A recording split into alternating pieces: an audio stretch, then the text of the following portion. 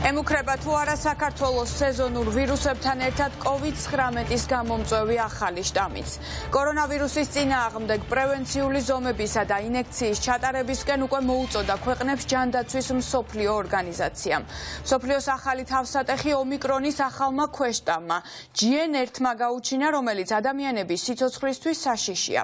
სტატისტიკა აჩვენებს, რომ ამერიკის შეერთებულ შტატებსა და ევროპის სხვადასხვა ქვეყნებში ვირუსის ეს-შტამი სწრაფად ვრცელდება. ნინი ჟიჟიაშვილი მუშაობს თემაზე და ახლა ის შემოგვიერთდება პირდაპირ ეთერში. ნინი, როგორც ვიცით, დეკემბრის თვიდან GN1 უკვე ცირკულირებს მთელ მსოფლიოში. საქართველოში თუ არის დაფიქსირებული ამ ვირუსული ინფექციის შემთხვევა? Tatia, am დროისთვის ჩვენთვის უცნობია დაფიქსირდა თუ არა საქართველოში GN1 ტიპის ვირუსის დადასტურებული შემთხვევა, რადგან ამის შესახებ ინფორმაცია ამ დრომდე არ გავრცელებია არც ჯანდაცვის სამინისტროს და არც დაავადებათა კონტროლის ეროვნულ ცენტრს. სამაგიეროდ გუშინ საგანგებო განცხადება Twitter-ზე უკვე გავრცელა ჯანდაცვის მსოფლიო ორგანიზაციის ხელმძღვანელმა ტედროს ადანომ გებრეისუსმა. ის მოუწოდებს მსოფლიოს, რომ ახლა იყოს განსაკუთრებით ფრთხილად საუბრობს იმ რისკებზე, რასაც COVID-ის ეს ახალი შტამი უქმნის სამყაროს და მოუწოდებს ყველას დარწმუნდნენ იმაში, რომ თავადაც და მათი ახლობლებიც არიან აცრილები, ასევე ისევ რეკომენდაცია რჩება უცვლელი, რომ ხშირად უნდა გაანიავოს ყველა მის სივრცე, რომელშიც დღის განმავლობაში დროს ატარებს და სიმპტომების დადასტურების შემთხვევაში დარჩეს იზოლაციაში. მაგრამ მთავარი პრობლემა ის არის, რომ ამ შტამის წინააღმდეგ მუშაობს ახალი ვაქცინები COVID-ის საწინააღმდეგო, რომელიც როგორც ჯანდაცვის ექსპერტები გვეუბნებიან, საქართველოში საერთოდ არ გვაქვს ამ ტიპის ვაქცინით აცრა ახლა ჩვენთან არის შეუძლებელი და ეს GN1 არის ერთ-ერთი ქვეშტამი COVID-19-ის გამომწვევი და მან დეკემბრიდან უკვე სერიოზული პრობლემა შეუქმნა მსოფლიოს მრავალ ქვეყანას, მათ შორის დადასტურებული შემთხვევები არის ინდოეთში, ჩინეთში, დიდ ბრიტანეთში, იტალიაში, ევროპის ქვეყნებსა და ამერიკის შეერთებულ შტატებში, სადაც განსაკუთრებით სწრაფად ვრცელდება ამ ტიპის ვირუსი. ამერიკული მედია წერს იმასთან დაკავშირებითაც, რომ ახლა არის საფრთხე, რომ ამერიკის შეერთებული შტატები დადგეს ეპიდემიის ახალი ტალღის წინაშე. COVID-19, გრიპი და სხვა პათოგენების რესპირატორული დაავადებები ბოლო კვირების განმავლობაში მატულობს ბევრ ქვეყანაში. სავარაუდოდ ეს გაგრძელდება ბოლო არდადეგების შემდეგ. დარწმუნდით, რომ გაიარეთ ტესტირება და მოიძიეთ დახმარება, როცა საჭიროა. COVID-19-ის მკურნალობამ შეიძლება თავიდან აიცილოს მძიმე დაავადება და სიკვდილი. გააგრძელეთ ნიღბების, ვენტილაციისა და დისტანცირების გამოყენება გამოვლენის შესამცირებლად და დარწმუნდით, რომ თქვენ და თქვენ საყვარელ ადამიანებს COVID-19-ისა და გრიპის საწინააღმდეგო აცრები ჩატარებული გაქვთ. ჩვენთან უნდა იყოს ინფორმაცია მაინც მიწოდებული და ინფორმაციას არ უნდა ვხებულობდეს ჩვენი მოსახლეობა ინტერნეტიდან ან რაღაცა თქვა მასმედიიდან. არამედ თვითონ დაავადება კონტროლის ცენტრი უნდა მუშაობდეს ამაზე. რაც ეხება ვაქცინაციას, ახლა ძველი ვაქცინები რა, ის ვაქცინები, რომელიც თქვა დელტაზე მუშაობდა, ალფაზე, ომიკრონზე, ის ვაქცინა ამ შტამზე არ მუშაობს და ამიტომაც ახალი ვაქცინებია შექმნილი. ევროპაში და შეერთებულ შტატებში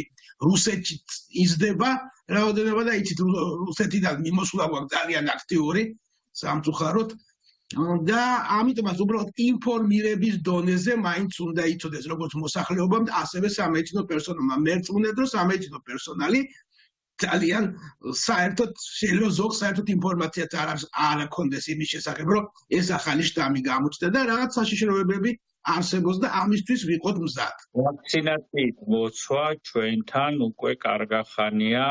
იქნება ეს სეზონური ვირუსული ინფექციები თუ იქნება ეს COVID-ი, კარგახანია. სამწუხაროდ შეიძლება ითქვას, რომ ჩავარდნილია ამ მიმართულებით არანაირი აქტიურობა არ არის. საზოგადოებრივი ჯანდაცვის მესვეურების მხრიდან სამწუხაროდ ეგ სისტემა არ მუშაობს.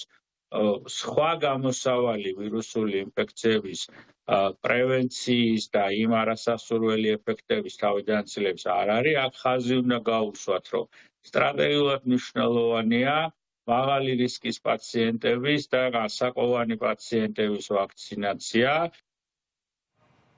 რაც შეეხება საქართველოს ინფექციონისტები ამბობენ, რომ აქ ამ ეტაპზე უკან არის დახეული COVID-19 ინფიცირების შემთხვევები და ძირითადად ცირკულირებს H1N1 ტიპის ვირუსი, იგივე ღორის გრიპი, ამ სახელით იცნობს მას საზოგადოება და ეს ვირუსიც არანაკლებ საფრთხეს უქმნის და პრობლემას უქმნის საქართველოს მოსახლეობას, რადგან დამატებული აქვს სიმპტომები, გარდა ჩვეულებრივი, ანუ სეზონური გრიპის სიმპტომებისა, მას ემატება ინტოქსიკაციის სიმპტომებიც, რაც კიდევ უფრო ართულებს სიტუაციას და მედიკოსები ყველას მოუწოდებენ სიფრთხილისკენ, განსაკუთრებით იმ შემთხვევაში, თუ ინფიცირებული არიან 5 წლამდე ასაკის ბავშვები ან ხანდაზმული პირები და ასევე ის ადამიანები, რომლებსაც აქვთ ქრონიკული დაავადებები, ასევე ინფექციონისტების რჩევა და მოთხოვნაც არის, რომ იმ შემთხვევაში, თუ ინფიცირებისას ტემპერატურა მოქალაქეს გაუგრძელდება 5 დღეზე მეტხანს და ტემპერატურა აჭარბებს 38 გრადუსს, მათ აუცილებლად უნდა მიმართონ კლინიკას დახმარებისთვის და იმ შემთხვევაში, თუ ინფიცირდით, პირველადი სიმპტომების გამოვლენისთანავე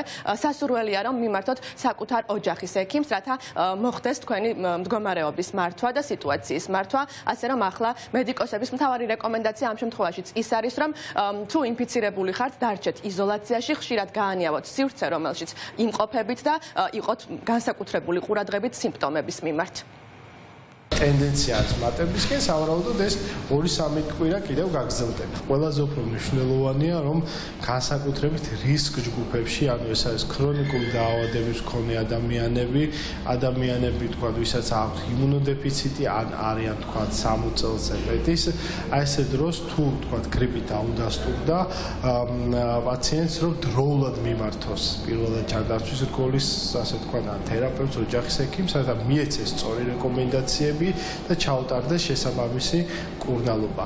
ხოლო დანარჩენი მოსახლეობისთვის მნიშვნელოვანია, რომ თქვა, სახლში სიმპტომურად მიიღონ გარკვეული, ასე თქვა, სიცხის დამწევის საშუალებები, სიცხის ადეკვატური შევსება მიხდეს. მოსახლეობას მოუწოდოთ პირადი ჰიგიენის დაცვისკენ, აუცილებელია სახლში დარჩენა ნებისმიერი სიმპტომების შემთხვევაში და აუცილებელია ექიმის ჩართულობა.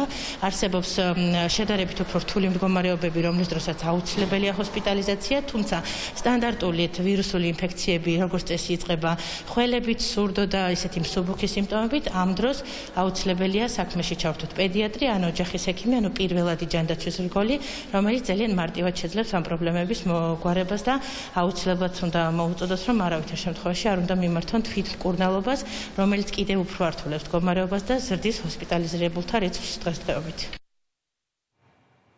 ვირუსული ინფექციების გავრცელების ერთადერთი პრევენცია არის ვაქცინაცია, ანუ აცრა და როგორც ჯანდაცვის სფეროს წარმომადგენლები, ჯანდაცვის ექსპერტები და ინფექციონისტებიც ამბობენ, ჩვენთან მთავარი პრობლემა არის ის, რომ ვაქცინაცია სეზონური გრიპის წინააღმდეგ აცრა ამ დრომდე ვერ გახდა პოპულარული, მოქალაქეების დიდი ნაწილი არ იცრება და სწორედ ამიტომ არის ყოველ ზამთრის სეზონზე ამ დონის ინფიცირება, ამიტომ გვაქვს ამასთან შემხებლობა, რაც შეეხება ვირუს GN1, როგორც უკვე მოგიყევით, აი COVID-ის ამ შტამის საწინააღმდეგო ვაქცინაცია ჯერჯერობით ქვეყანაში არ არის, მაგრამ აქვე აღსანიშნავია ისიც, რომ ინფექციონისტები ახლა ყურადღებას უფრო ამახვილებენ სეზონურ ვირუსზე, ამ შემთხვევაში ღორის გრიპზე, ვიდრე COVID-ზე, როცა საუბრობთ საქართველოსთან მიმართებით.